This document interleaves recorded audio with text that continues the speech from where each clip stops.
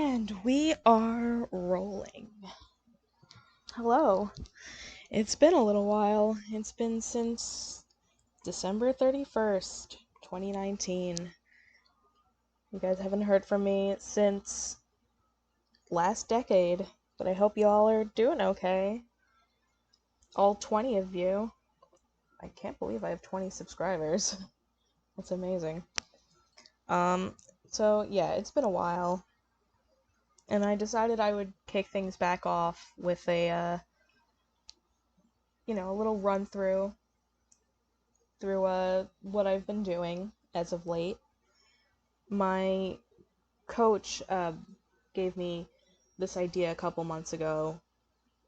I don't remember if we were in quarantine or not, but she told me that a fun thing to do to, give me that sense of accomplishment that I like so much and boost my self-esteem and all that stuff would be to do a daily art exercise. And aside from like 2 or 3 days off I had to take because of mental health reasons, I've been like just hitting the mark every day, and I've been really proud of what I've been doing. So this video is going to be a showcase of some of the stuff I've been making and some of the stuff I plan to make, because from now on I'm going to try every day to record my art exercises. And it'll kind of be like killing 2 birds with 1 stone, because I'll be, making things, uploading regularly again, and also, walking through the viewer or my coach or whoever's watching my process, essentially.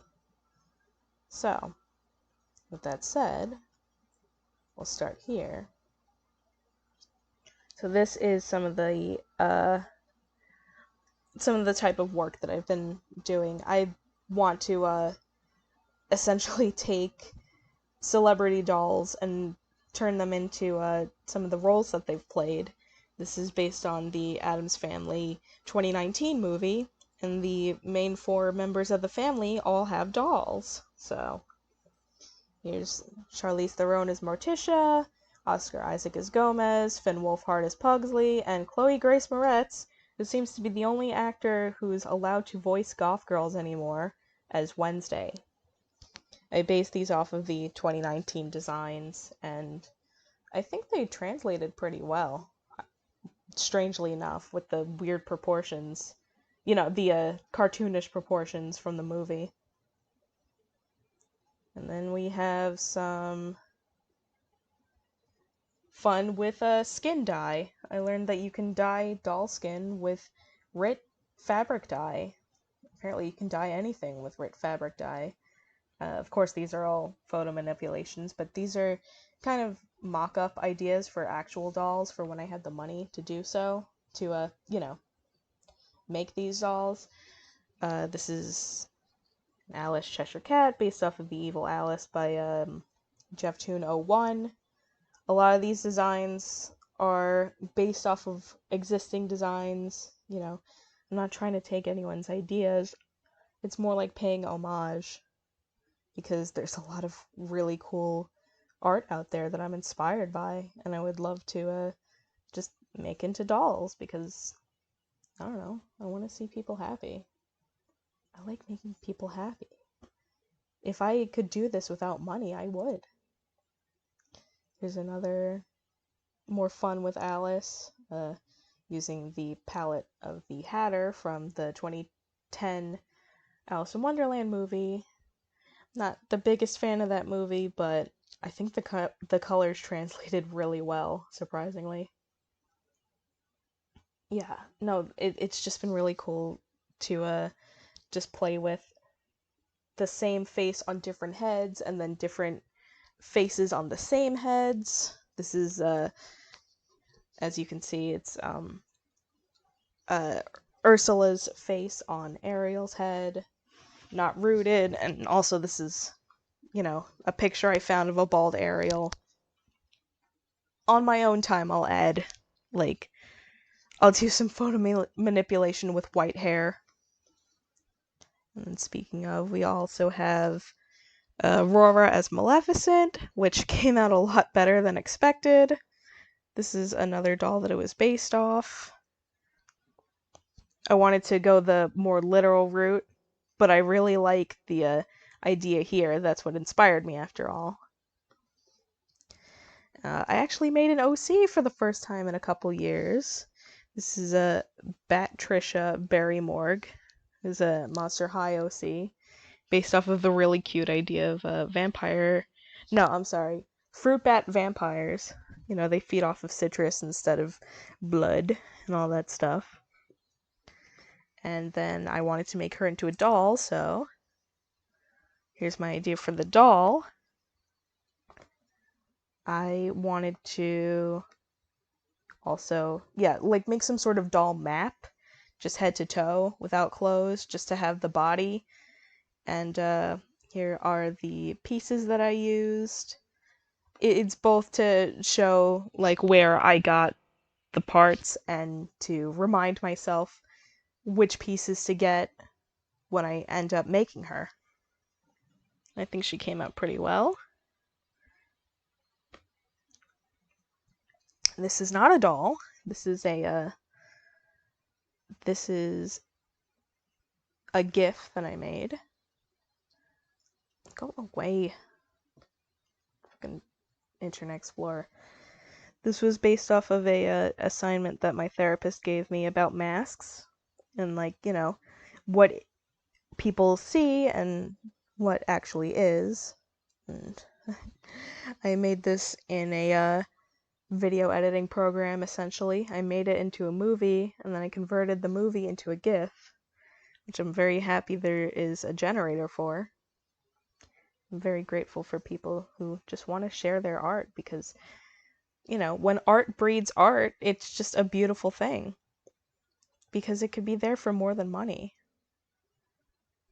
Here is based off of concept art from Frozen, where Elsa was blue and based off of Bette Midler and all that stuff. You know, I really thought that Evil Elsa was a cool idea. I don't know. I'd love to make her into a doll. And then these are a little silly looking, but they are, the base is a doll called the Catwalk Kitties. They didn't really, you know, they're not too popular, but I think it would be pretty funny if I made some evolutions out of them. I would add hair and stuff, but as it stands, this is some of the ideas. I know that things look a little weird with the just pictures of eyes over the faces, but this is what I could do. These are some mock-ups for Chat Diva Barbies based off of Home Assistants. We have Siri for the Apple iHome. We've got Google Assistant for the Google Home. We have Alexa for Amazon Echo, because this was inspired by Chat Diva's Barbie, who, you know, when you plug in an MP3, when you plug in a song, her mouth moves along to, you know, it tries to match up with audio as best it can. And so I wanted to see if there was a way we could do that with Home Assistants. See, it goes beyond dolls. I like doing tech stuff as well, just to see what works. There's the eventual base that I will fill in for the Chat Divas Home Assistants. Like I was saying, this is lots of different faces on the same head, as well as different contour sculpts. Like, I wouldn't be planning on like sculpting these or adding or carving anything into their faces. This is more like just drawn on. But yeah, you can see there's a big difference. All you have to do is have something be a little too skewed off to one side, or a little too small, or a little too big, and some of these faces can throw you right into the uncanny valley. On the subject of the uncanny valley, here are some Alice dolls that I want to eventually face up. This was inspired by a Tumblr who I saw just doing like tons and tons of aerial repaints, different models, different molds, different, ideas, different styles, and I just thought that that was a really cool idea, and I wanted to do something similar, and it like encouraged me because I already want to make a bunch of different sets of Disney princess dolls, because there's so many, and there's so many that you can repaint in different ways, different special unique ways. And but I was afraid of coming off as obsessive or repetitive or one trick or whatever, but I took a look at their work and I was like, yeah, no, this reminds me that this is a really cool idea to see the same face on different heads and then, different faces on the same head.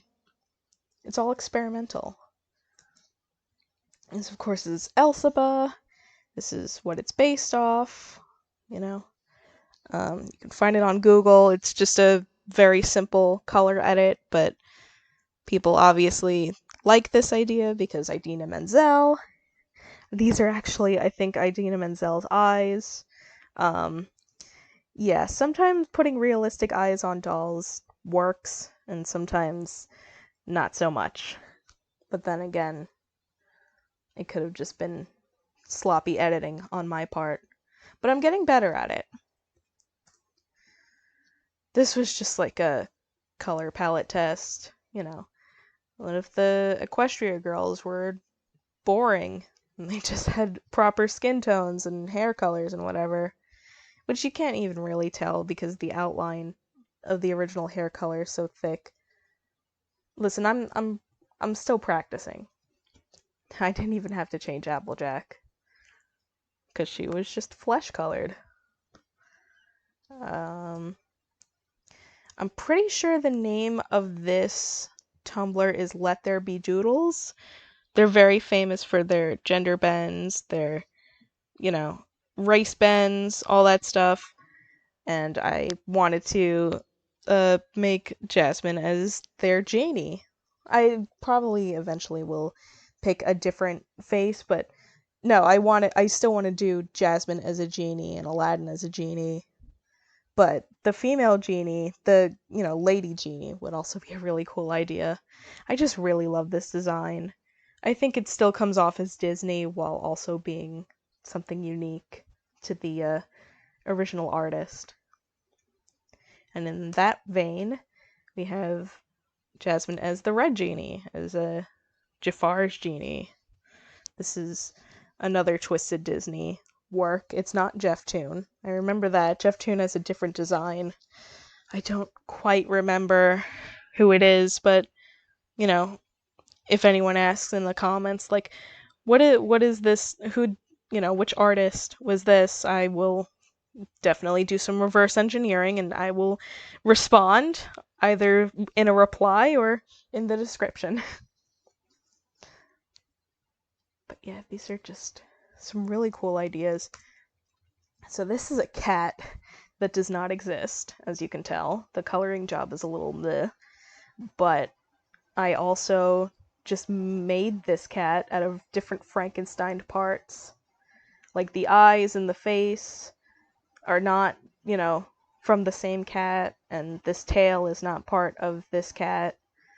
And then I put it in I put the cat in a cat tree, and then I put the cat tree through a filter, so at least I tried to make it look painterly all the way through.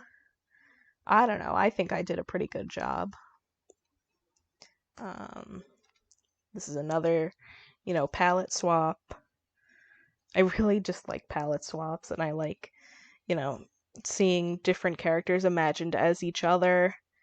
This is Megades, as she's famously popularly called. There wasn't a good enough Hades doll to get eyes from, so this was the best I could do. I didn't draw them either. Of course, I wouldn't put stickers on the actual end product. These are just for mock-ups. this was a fun idea I had.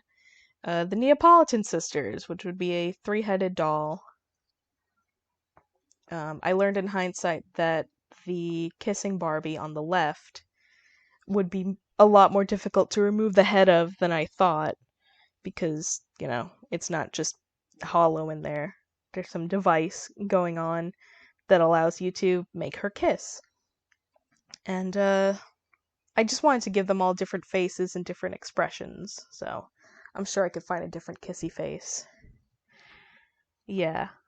Now that I think about it, I don't really know how I would make this, how I would dye it, but I think it's a pretty fun idea. Neapolitan sisters. And again, here's the pieces that I used to put the doll together. This is a WIP that I started yesterday. So as you can see, these are all, it's not chronological. I had noticed that, the same face syndrome that Disney princesses have really got kicked into high gear in Ralph Breaks the Internet. And so this is this is trying to fix it. Some of the faces didn't really translate as well because they all just have much larger heads than in the original movies.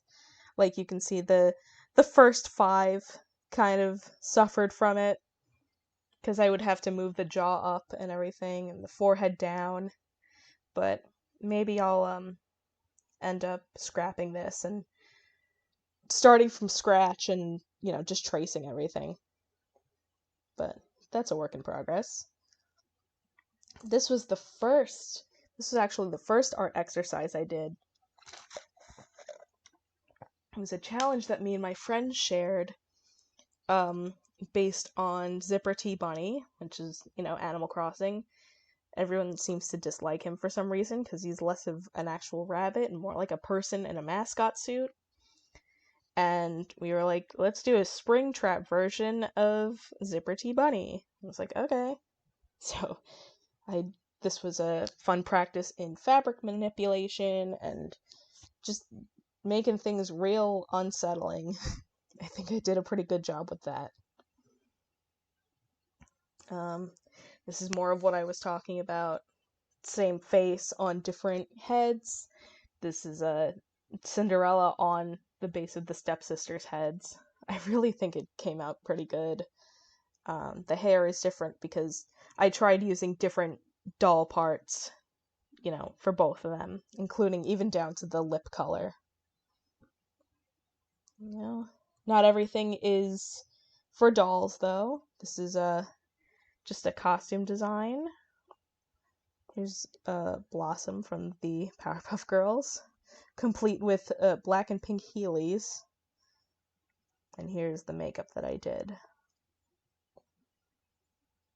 Not much to say on that. More Powerpuff Girls stuff. This was from a completely different day. It's just a lot of fun to try and translate cartoon characters into actual real life makeup. So, not much else to say on that. And then, okay, so this is this is a joke series that I wanted to try called Rats in Wonderland. And it's just taking a bunch of Barbies and putting rat heads on them. Rat, in this case, being the Minnie Mouse fashion doll heads. But that was the head that I had on hand. And of course, I would repaint them and everything. I don't know, I just thought it was funny. We got a couple different ideas. Yeah, it's just rats. Welcome to New York, it's just rats. And then on the opposite side of this, that I tried being as artistic and, meticulous as I could with this one. This was based off of the splatter dress from Sleeping Beauty, which I always thought was a really cool dress. And so it was just like, why don't I make an entire doll out of that?